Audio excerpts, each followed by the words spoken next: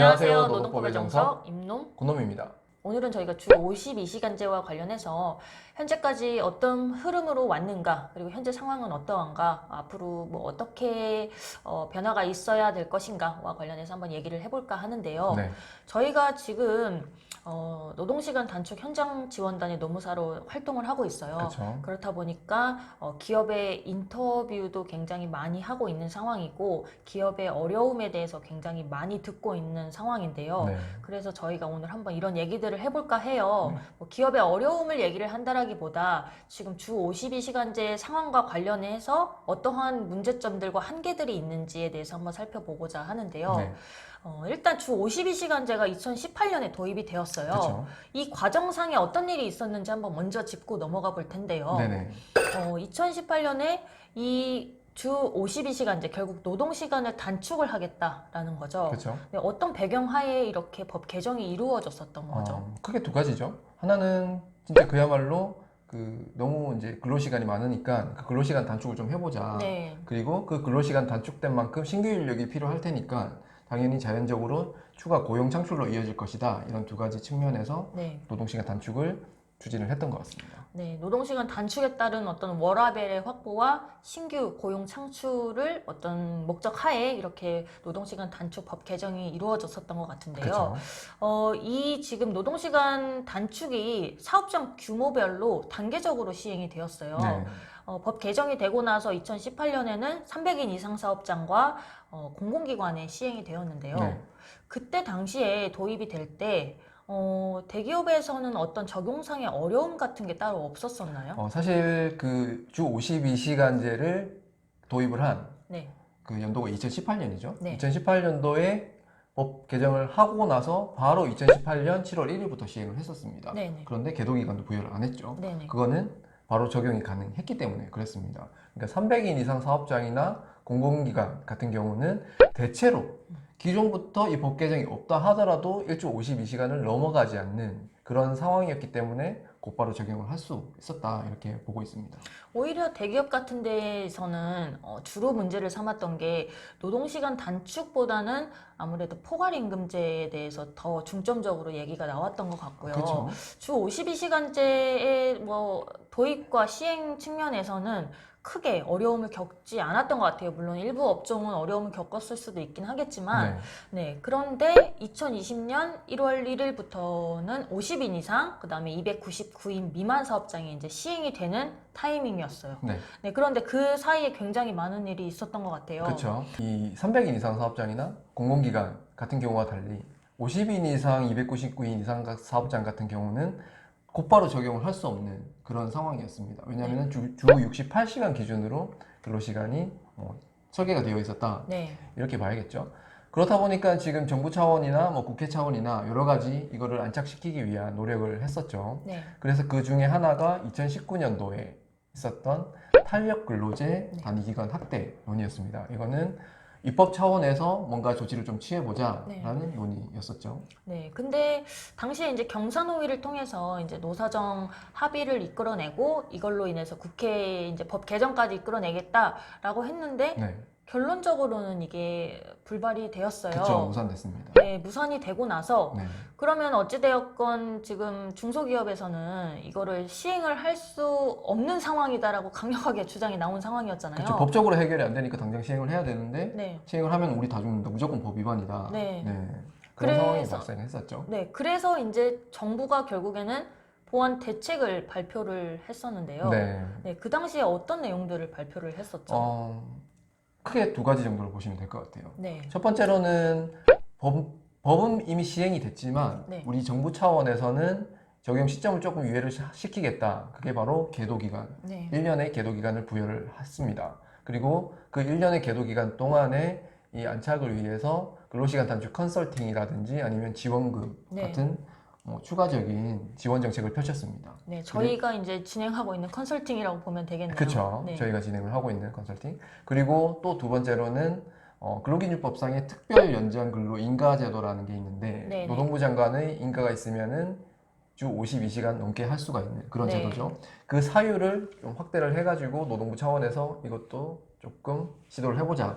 네, 이런 시도가 있었습니다. 네. 그리고 그때 당시 발표했던 그 계도 기간이 올해 12월 말이면 이제 끝이 나죠. 네. 그리고 이제 내년 1월 1일부터는 중소기업에서도 주 52시간제를 계도 기간 없이 시행을 하게 되는데요. 그렇죠. 이 상황에서 그러면은 중소기업들은 현실이 어떠한가와 관련해서 저희가 뭐 이런저런 점들을 느끼고 있는데요. 실제 현장을 다녀보면서 중소기업들은 준비가 많이 되고 있는 것 같은가요? 솔직히 네, 말씀드리면 전혀 준비 안 돼 있습니다. 전혀 준비가 네, 안 돼 있는. 전혀 준비가 안 돼 있습니다. 그러니까 사실은 제일 관심사가 뭐냐면은 계도 기간이 연장되느냐, 네. 될 것 같으냐, 또 해줄 것 같으냐, 이게 네. 관심이 많고 네, 어떻게 이거를 대비를 할지 이 부분에 대해서는 아직 대비가 안 되어 있는 것 같아요. 네, 저 개인적으로 좀 얘기를 좀 해드리자면은 저희가 일단 만약에 이제 나가서 1주 52시간 위반 사업장이다라고 하면은 이거를 단축시켜야 되겠죠. 네, 그럼 먼저 이제 살펴보는 부분이 탄력 근로제 네, 같은 유연 근로제 도입이 가능한가 이거부터 살펴보는데 사실은 이게 가능한 사업장이 거의 없습니다. 네, 거의 왜냐면 없죠. 그쵸? 지금 탄력 근로제 같은 경우에 그 최장 단위 기간이 3개월입니다. 네, 탄력 근로제라는 게 그 단위 기간 동안에 평균을 해서 1주 52시간을 넘지 않도록 하면은 네, 특정 주에 1주 52시간을 넘더라도 법 위반으로 안 본다는 제도인데 네, 네, 그 단위 기간 자체가 최장 3개월인데 그 3개월 동안 계속 52시간을 넘고 있죠, 대부분이. 네, 그러니까 이걸 도입을 해봤자 어차피 의미가 없는 네. 그런 상황입니다. 도입이 불가한 그렇죠. 상황이죠. 원초적으로 불가능한 상황입니다. 그래서 이 유연 근로제 도입은 답이 아니다. 그리고 다른 뭐 여러 가지 이제 상황을 보니까 특별 연장인가? 이것도 기간이 한계가 있죠. 네, 그것도 답이 아니니까. 결론적으로는 근로시간을 단축을 시켜야 되는데 그 근로시간 단축을 시키고 그럼 그 단축된 근로시간만큼 또 추가 고용이 일어나야 되겠죠. 근데 근로시간 단축시키는 부분에서부터 문제가 생깁니다. 네, 근로시간 단축시키면은 임금이 줄어드니까 기존 사람들도 내가 이 돈 받고는 일 못하겠다, 나가겠다 이런 상황이고 네, 또 추가 고용도 어려운 게 거기가 시급이 낮죠. 시급이 낮은 데다가 오지에 있다 보니까 거기까지 그 돈 받고 안 가겠다. 그러니까 여러 가지 이제 총체적 난국이다. 뭐 이런 상황이죠. 임노무사님은 뭐 어떠세요? 저가 이제 방문을 한 사업장도 사실 말씀하신 이유 외의 사유로 총체적 난국인데요. 일단은 결국에는 지금 말씀하신 것처럼 이거를 완벽하게 해결을 하려면 신규 채용을 하는 수밖에 없거든요. 그쵸. 근데 정말 신규 채용을 하려면 어느 정도 임금도 수준도 높아야 되고 네. 그다음에 이 사업장에 이제 지원을 할 만한 매력적인 사유가 있어야 되는데 이게 지방에 있다 보니까 그렇게 유인책이 되지 못하는 것 같아요. 그래서 그쵸. 일단은 인력 구하기가 굉장히 어려운 상황이고 음. 그 다음에 이제 여러모로 고민을 해봐요. 어떻게 지금 이 법 체계 안으로 들어올 수 있을까에 대해서 고민을 해보는데 말씀하신 것처럼 탄력 근로제로는 답이 없어요. 3개월 이상 쭉 52시간이 뿐만 아니라 68시간도 초과를 하고 있기 때문에 네. 그거는 해결책이 전혀 되지 못하고 결국에는 그러면은 교대제를 도입을 하는 거에 대해서도 많이 생각을 해보고 있거든요. 네. 그런데 교대제를 도입을 하려면 결국에는 이게 교대제를 쭉 야간, 쭉 주간 이렇게 하든지 아니면 주야를 섞든지 어떻게 되었던 간에 신체 리듬이 좀 깨질 수밖에 없는 상황이고 그렇죠. 야간 근로가 어찌되었건 낄 수밖에 없는 상황이잖아요. 근데 이 지금 현재 인력의 구성을 보면은 이 야간 근로를 할 수 있는가라는 측면에서 보면은 대체로 이제 지방에 있는 중소기업들 같은 경우에는 50대 이상의 여성분들이 인력의 대다수를 차지하고 있는 경우가 되게 많고 그렇죠. 그렇다 보니까 이 야간 근로가 교대 근무제 개편으로 인해서 야간 근로를 한다라고 했을 때 이제 다 나가버리는 거죠. 그걸 할 수가 없는 상황이라고 이렇게 얘기를 해요. 네. 그러면 이제 또 다른 방법으로 그러면은 외국인 고용을 조금 더 늘려볼까라고 생각을 하는데 네. 외국인 고용도 한도가 정해져 있다 보니까 네. 이미 그 한도를 꽉 채우고 있는 상황인 거예요. 그렇죠. 네, 그렇다 보니까 정말 총체적 난국이어서 대체로 저도 많이 여쭤보시는 게 계도 기간이 또 늘어날까요? 이런 점을 굉장히 많이 물어보시더라고요. 그렇죠. 네. 결론적으로는 저희가 보기에는 아직까지 준비가 안 된 그런 그렇죠. 상황이다. 아직까지 준비가 굉장히 안 되고 있는 그쵸. 상황이다. 그럼 당장 라는 시행을 거죠. 해버리면은 뭐 100% 위반 사업장이 엄청 많이 나올 거다. 네. 이런 상황인데 이 현상을 좀 어떻게 봐야 될까요? 앞으로는 또 뭐 이걸 어떻게 뭐 준비를 해야 될지 이 얘기를 좀 해봐야 될 것 같은데. 네. 일단은 지금 딱히 나올 수 있는 얘기가 이게 52시간제가 이미 법 개정이 되었기 때문에 이거를 없지는 않겠죠. 그쵸. 다시 법 개정을 통해서 이거를 근로시간을 늘리는 그런 거는 안 할 것 같은데 네네. 결국에는 지금 이제 정부 차원에서 계속 계도 기간을 늘려준다든지 아니면은 사업장에 어떤 지원을 한다든지 이런 방향성으로 계속 생각을 하고 있는 것 같아요. 네. 근데 이 계도 기간을 늘리는 것 자체가 정말 현실적으로 대책이 될 수 있는가 아니면은 임시적으로라도 대책이 될 수 있는가 관련해서 저는 개인적으로 드는 생각은 이게 사실 계도 기간을 부여한다라는 것 자체가 아마 정부는 이런 생각을 배경하에 계도 기간을 부여할 거예요. 예를 들면은 원래는 주 68시간 체계 하에서 이제 52시간으로 도입하는 게 당장은 어렵다 보니까 점점점 이제 준비할 수 있는 시간을 중소기업한테 주겠다. 그러니까 그 기간 동안에 주 60시간으로 줄이고 점점 줄여서 결국에는 1년 후에는 52시간으로 딱 안착할 수 있도록 준비를 해라. 라는 그런 배경하에 계도 기간을 주는 거잖아요, 그쵸? 사실. 네. 그런데 저희가 이제 현장에서 느끼는 바를 말씀을 드리면 이 계도 기간을 받아들이는 의미가 정말 달라요. 현장에서는 오히려 계도 기간을 부여를 했으니까 아 일단은 다행이다라고 생각을 하시는 것 같고 생명 연장. 네.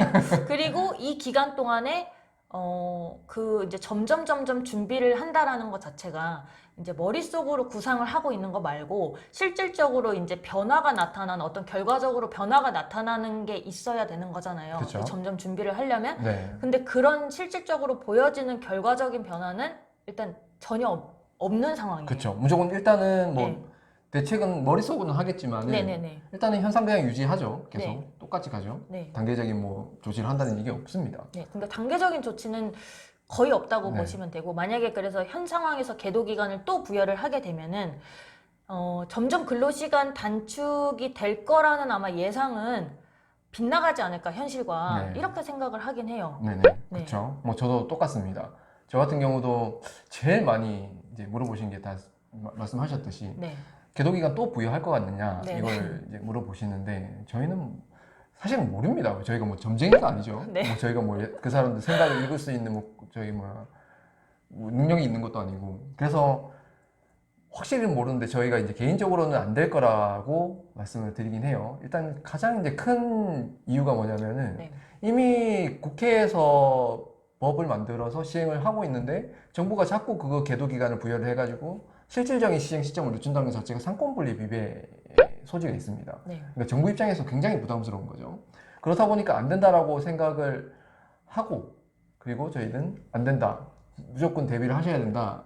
라고 말씀을 드리고 있긴 한데 사업장들은 제가 보기에는 그때 가서 보자 이런 네. 상황인 것 같아요. 일단은 굳이 우리 사업장 먼저 할 필요가 있느냐라는 게 대체적인 생각이신 것 그쵸? 같고 네. 일단은 버틸 때까지는 버텨보자라고 많이들 생각을 하시는 것 같아요. 네. 네. 그래서 어찌되었건 이 계도 기간을 부여하는 것 자체가 일단은 정말로 중소기업 입장에서는 그게 어찌되었건 약간 생명 연장과 같은 그쵸. 그런 안도감은 줄 수는 있겠지만 네. 그거 자체가 주 52시간제가 현장으로 안착을 하는 데 있어서 큰 도움은 안 될 것 같다라는 게 어찌되었건 그런 생각은 들긴 하거든요. 네. 네.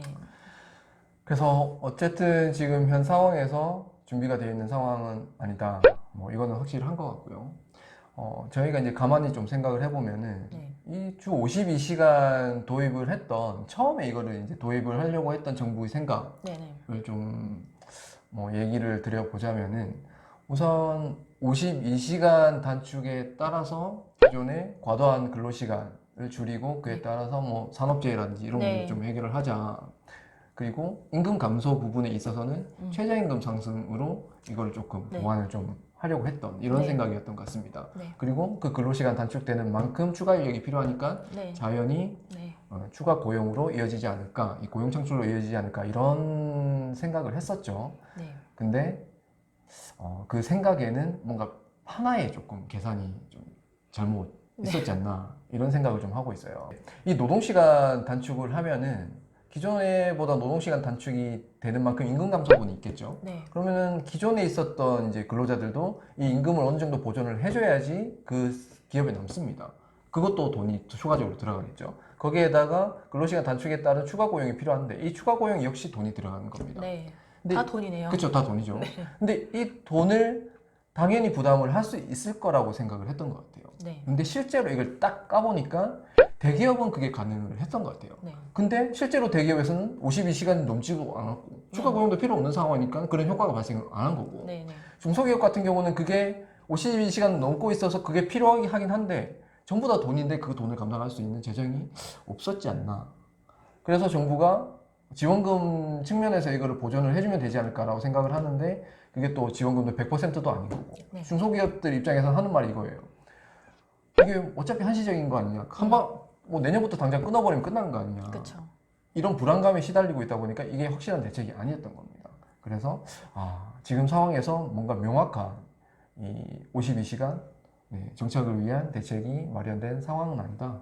이렇게 저희는 보고 있습니다. 네, 지금까지 주 52시간제와 관련해서 아무래도 이제 법적으로, 구조적으로 이런 한계점들과 현실들을 한번 말씀을 드려보았는데요. 네, 결국은 52시간제는 이미 시행이 됐고 시행을 할 수밖에 없는 상황입니다. 네. 계도기간 부여는 뭐 그냥 언발의 오줌 누기라고 하죠. 네네. 네, 임시책일 수밖에 없는 상황에서 앞으로 어떤 대책이 나올지 저희도 좀 주목을 하고 있는 상황입니다. 네, 올해까지가 이제 계도 기간이다 보니까 네. 올해 안에 뭐 추가적인 대책이 나오든지 어떤 방향성이 나올 것 같은데 네. 그때가 되어서 추가적인 대책이 나온다면 저희가 또 곧바로 영상을 통해서 알려드리도록 하겠습니다. 네. 네, 오늘도 영상을 시청해 주셔서 감사합니다. 유익한 영상이 되셨기를 바랍니다. 감사합니다. 감사합니다. 몰라. 그냥 해주고.